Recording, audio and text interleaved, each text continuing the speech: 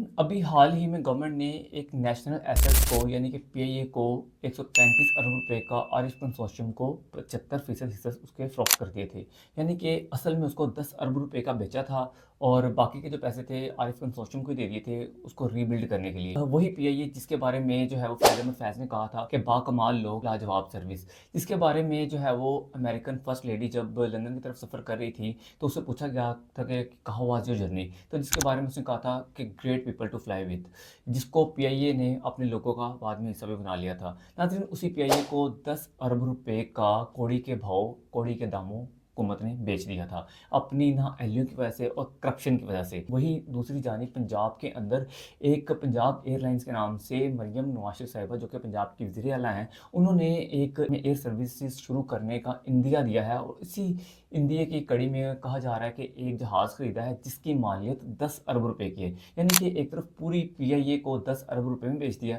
वहीं दूसरी जानिब जो है वो एक 17 सीटों वाला जहाज़ 10 अरब रुपए का खरीद लिया। नाज़रीन, अगर हम इस जहाज़ की बात करते हैं, गल्फ स्ट्रीम जी 500 मॉडल बताया जा रहा है और अगर हम इसकी रजिस्ट्रेशन की बात करते हैं तो इस जहाज़ की जो रजिस्ट्रेशन है, रजिस्ट्रेशन नंबर है N144SS जो कि अभी अमेरिकन रजिस्ट्री पर है।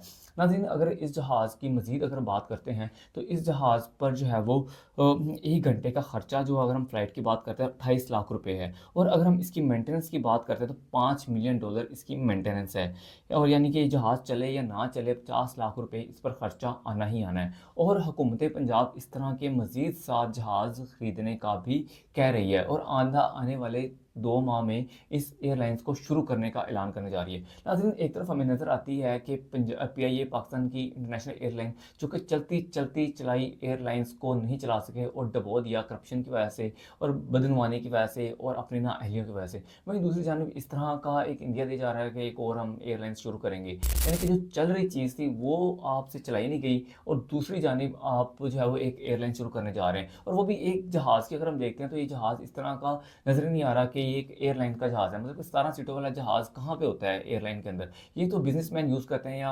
अमीर लोग यूज़ करते हैं अपने पर्सनल यूज़ के लिए। तो ये जहाज़ तो ये बिज़नेस मॉडल के ऊपर नज़र नहीं आ रहा और हुकूमत भी इस तरह अपना जो इस हवाले से बिज़नेस मॉडल भी जो है वो सामने नहीं आ रही।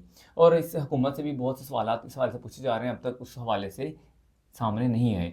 दूसरी जानिब अगर हम आवाम की बात करते हैं तो नाज़रीन, 2.5 करोड़ बच्चा स्कूलों से बाहर है। मुल्क में अनएम्प्लॉयमेंट रेशियो सबके सामने है। 10 करोड़ से ज़ायद लोग जो है वो क़तई गुर्बत की लकीर के नीचे हैं। बेरोज़गारी है। इस तरह के मामलात सारे सबके सामने हैं। दूसरी जानिब जो है वो ब्यूरोक्रेसी, प्रोटोकॉल्स नज़र आते हैं।